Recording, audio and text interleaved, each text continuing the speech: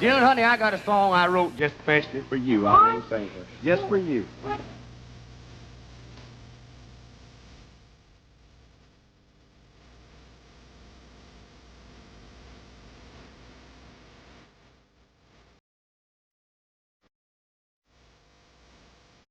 Deep in the woods of Alabama, far from highways and cell signals, a small wooden cabin sits sunken beneath vines and silence.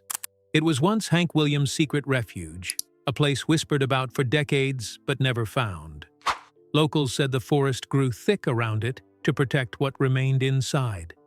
Others claimed it was cursed, that the ghost of Hank himself guarded the door. No one knew for sure until a small team of historians and family representatives finally opened it 1 minute ago.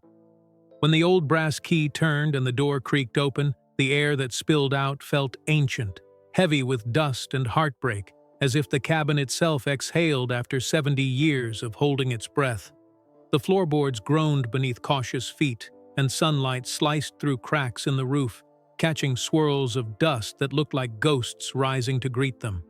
What they found inside wasn't just an abandoned house. It was a tomb of memory. Near the stone fireplace sat a rocking chair, still tilted slightly forward as if someone had just stood up. Beside it, a bottle of whiskey rested on a small table, its label faded but still legible. Old number 7. The seal was broken, half empty. Next to it lay an open Bible, its pages yellowed and brittle, turned to Psalm 102. Hear my prayer, O Lord, and let my cry come unto thee. The verse had been underlined twice, the edges stained with what looked like tears. In the corner leaned a guitar, its strings rusted, its wood cracked, but still humming faintly with history. When one of the men strummed a single string, the sound trembled through the cabin like the echo of a ghost. "That's his guitar," one whispered, "the one he used before his last show." The silence that followed was sacred. On the writing desk by the window lay a stack of papers.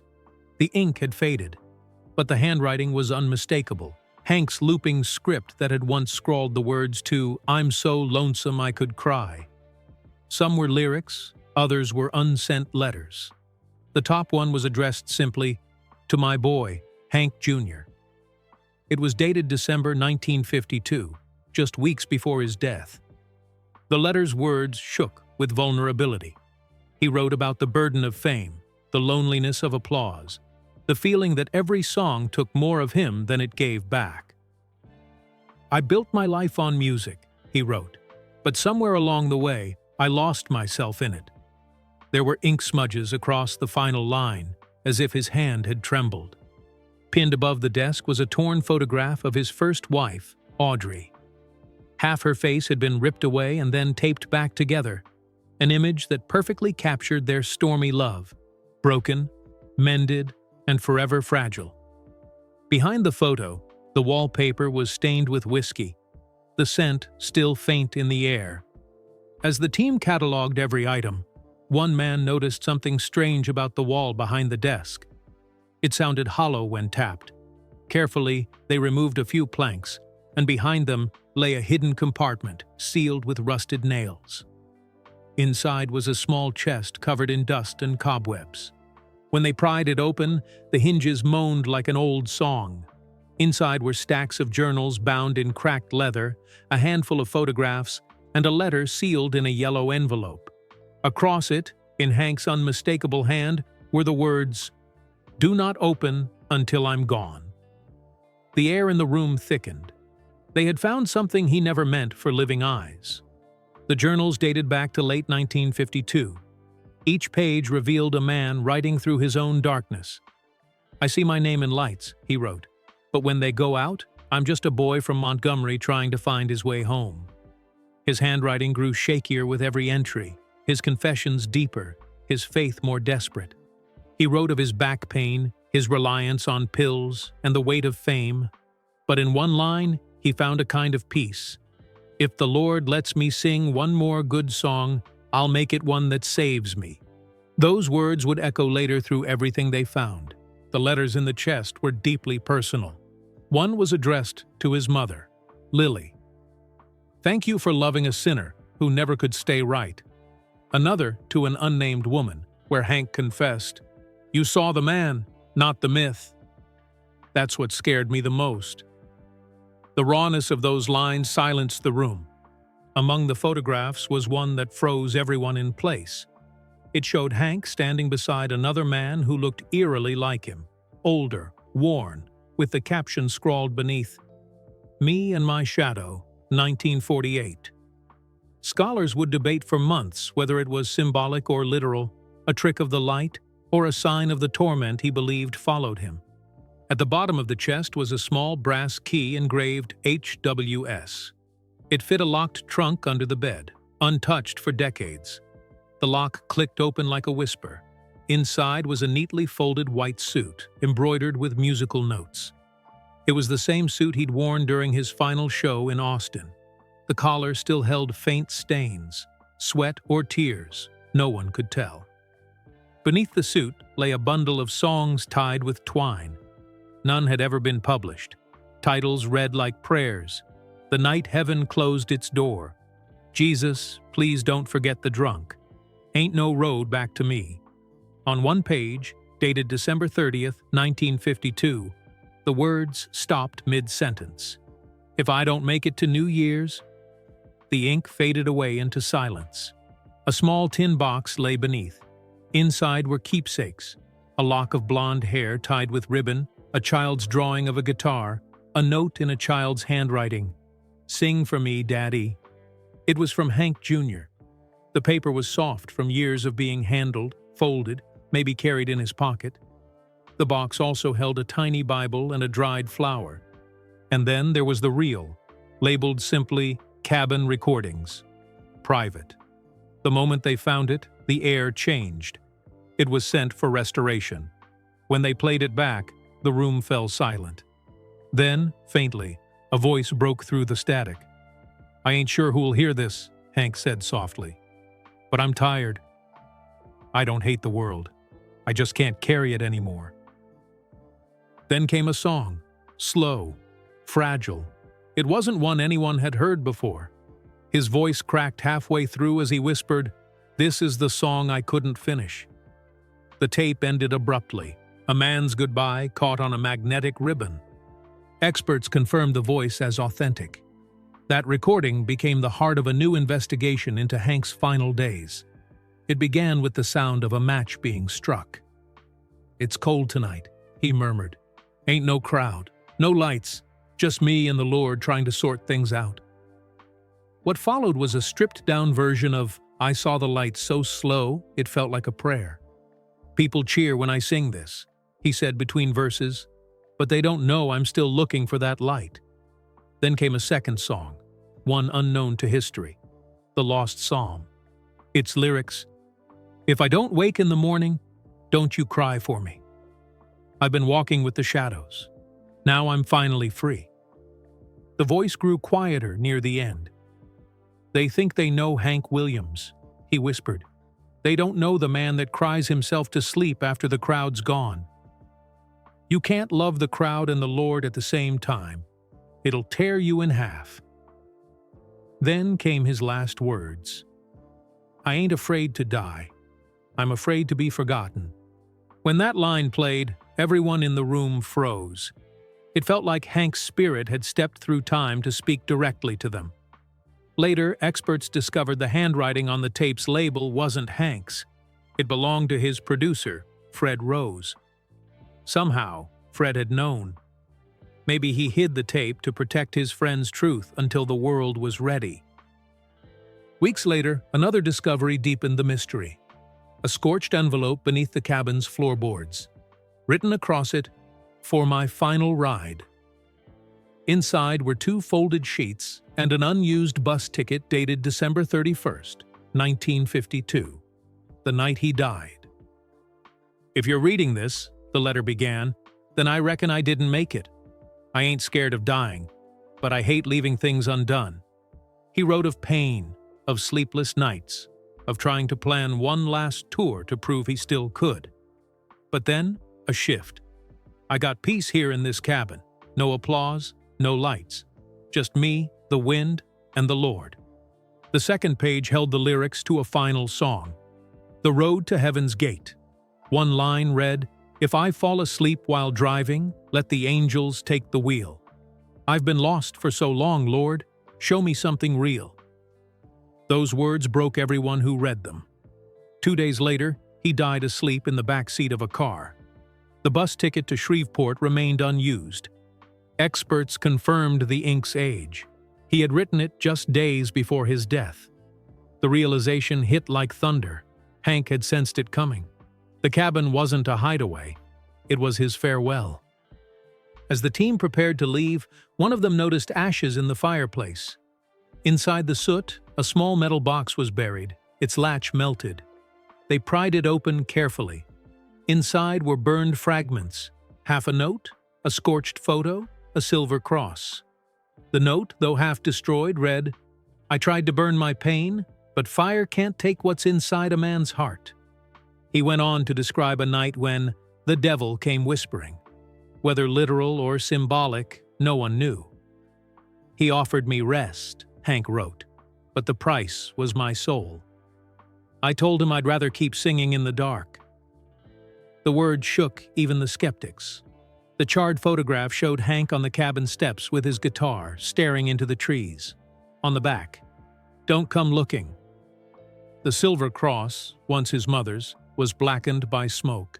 It had been missing since 1949. He'd brought it back to the cabin, perhaps to pray, perhaps to burn away his ghosts. The fire seemed his last ritual, a cleansing before the road. News of the find spread fast. Reporters camped outside the woods. Fans wept. The Williams family asked for privacy, but rumors swirled. Above the fireplace, carved deep into the stone, were the initials HW plus AW. That discovery brought one final voice into the story, Audrey's. An elderly woman soon came forward, Audrey Williams' niece. Her voice shook as she told a secret her aunt made her promise to keep until the day the cabin finds the light. According to her, Audrey and Hank had built that cabin together before fame, back when they were still just two dreamers in love. They carved their initials that summer, she said. It was their church, not their hideout. But there was more. After Hank's death, Audrey went back once, alone. She still had a key. She told me she tried to burn the letters he wrote her but never sent. That could explain the scorched remains in the hearth, the melted box, the cross that survived the flames. "She told me the fire went out before she could finish," her niece whispered. She said it was Hank stopping her. He wasn't ready to be forgotten. The revelation changed everything. The burned note, "I tried to burn my pain," may have been Hank's, but Audrey was the one who lit the fire. A final act of grief, not anger. Before she left, the niece said, she whispered into the empty room, "You'll find your peace when they find this place." Decades later, those words proved prophetic, but the story wasn't finished. Audio experts revisiting the cabin recordings reel discovered faint traces beneath the silence. Another voice. A woman's. Soft, almost like a ghost through the static. "Don't go, Hank," she said. It was Audrey. No one knows how her voice ended up there. Some believe Hank recorded over an old tape of theirs. Others think she was there that night, that they'd reconciled one final time. Whatever the truth, that haunting echo bound their stories forever. After months of analysis, the cabin was sealed for preservation. Yet before they left, one historian found something else, a faint pencil mark under a loose floorboard. When the light hit just right, the words appeared, "When I sing again, I'll be home." The handwriting was Hank's. That final line became his epitaph, not carved in stone but written into the wood of the place he loved most. It was both a farewell and a promise, that when his voice was heard again, even decades later, he'd finally find peace. The family decided to leave the cabin exactly as it was. No restoration, no polish, just time, frozen in its truest form. Hank's Bible stayed open to Psalm 102. His guitar remained by the wall. The air itself seemed to hum with memory. Months later, Hank's granddaughter Holly visited privately. She sat on the porch with her guitar and played softly into the wind. Witnesses said she whispered, "You can still feel him here." Then she played "I Saw the Light" one last time, her voice trembling as the pines swayed. That night, as the sun dipped behind the hills, a single gust of wind swept through the open door, carrying dust and melody alike. Some swore they heard a faint hum rise from inside, a man's voice joining her, cracked but full of peace. For those who stood there, it was clear. Hank Williams hadn't been forgotten. He'd finally come home. And the cabin that once held his sorrow now holds his silence, the kind that feels like forgiveness. In the weeks that followed, the cabin drew quiet pilgrims, not tourists, but those who came without cameras, carrying flowers, guitars, or just tears. They left notes tucked into the porch rails, scraps of paper that read, "Thank you. I understand now. I'm still walking with the shadows, too." The forest accepted them, one by one, as if it knew the human need for closure. A gentle fog began to roll in most mornings, shrouding the trees like a curtain drawn for a sacred stage. Locals swore that at dawn you could sometimes hear a faint strum, just a single chord, drifting through the mist. Skeptics said it was the wind through the pines. Believers said it was Hank tuning up, getting ready to play again. The historians returned one last time to document everything. As they packed up, one of them stood by the window where Hank had written his letters. He noticed something strange. The dust had cleared from the glass, leaving behind the faint outline of a handprint. It faced outward, like a wave goodbye. No one had touched that window since they arrived. Later, forensic sound engineers reanalyzed the cabin recordings using modern software. They discovered a barely audible hum beneath Hank's voice, a melody line that didn't match the guitar. It was human, a harmony. Some said it was his mother, Lily, singing along from an old recording layered by accident. Others believed it was something far older, a trace of faith itself etched into the tape. The most haunting part came at the end of the lost psalm. Right before the static, if you turned the volume high enough, there was a whisper. "It's time." 2 words, fragile as breath. The experts labeled it an audio anomaly, but to those who'd felt the spirit in that cabin, it was confirmation. He'd finally let go. The Williams family chose not to release the entire recording. They said some songs weren't meant for charts or radio. They belonged to the quiet, to the faithful, to the broken hearts who might someday stumble across them. Instead, they shared one verse from The Road to Heaven's Gate. "The stars don't shine for the crowd. They shine for the lost and the tired. And when the music fades away, that's when you'll hear the choir." When the words were published, country radio stations paused their broadcasts for 60 silent seconds, a tribute to the man who gave the world so much sound. Weeks later, storm winds tore through Alabama, scattering branches across the highway leading to the site. Yet the cabin stood untouched. Every tree around it had fallen in perfect symmetry, leaving the structure in a small circle of calm. Locals called it the Eye of Hank's Storm. A filmmaker approached the family about a documentary. They declined. "Some stories," Holly said, "aren't meant to be filmed. They're meant to be felt." She released a single instead, Shadow and Light, blending her grandfather's lyrics with her own. It opened with a crackling tape sound, then her soft voice. "If I don't make it to morning, sing my song for me." The world stopped to listen. The track topped charts not because of fame, but because of feeling. People said it carried something other songs didn't, the echo of a man's unfinished prayer. One critic wrote, "It's not a duet between generations, it's a resurrection." Afterward, Holly returned to the cabin again, this time with her father, Hank Jr. They sat together in silence. The old floorboards still creaked, the Bible still lay open, and the air still hummed with that same heavy peace. Hank Jr., now gray and slower in his step, placed his father's silver cross on the mantel. "You can rest now, Daddy," he said softly. When they left, The forest began to reclaim its quiet. Vines stretched a little farther, moss thickened across the roof, and the door, still slightly ajar, began to blend back into the wood. It was as if the earth itself had decided to guard what was inside, not as a secret, but as a promise. Decades from now, that cabin will likely vanish beneath green and shadow, but those who know the story will remember. Somewhere out there, beneath the Alabama pines, a lonely cabin still hums with the last notes of Hank Williams, a melody made not of fame, but of forgiveness. And on certain nights, when the wind turns soft and the stars seem to sway, you might still hear him, faint but steady, singing the song he never finished. When I sing again, I'll be home.